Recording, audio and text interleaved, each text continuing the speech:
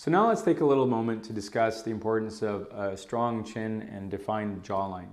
Dermal fillers can be a useful tool in maintaining a strong chin and a strong jawline by adding volume and contour to these areas, right?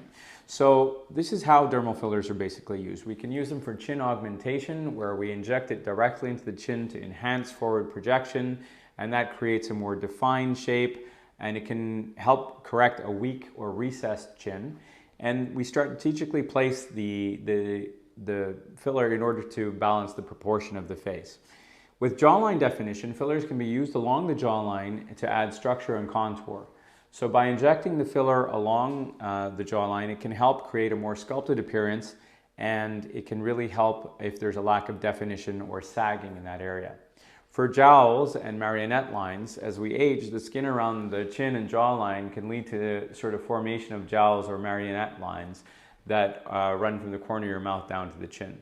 By using dermal fillers to enhance the jawline and enhance the angle of the jaw, you can smooth these areas and reduce the appearance of sagging and restoring a more youthful appearance and even getting rid of the jowls.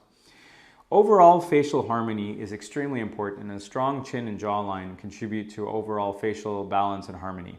So by using your dermal fillers to enhance these areas, it can help create a more attractive and youthful facial profile.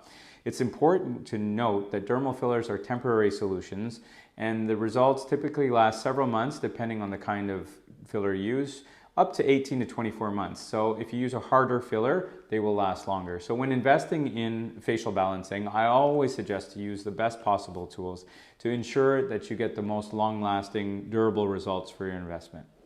The procedure should be performed obviously by a qualified and experienced medical professional who understands facial anatomy and can ensure that safe and effective results are obtained, because there's lots of arteries in these areas and there are certain danger zones that you must avoid.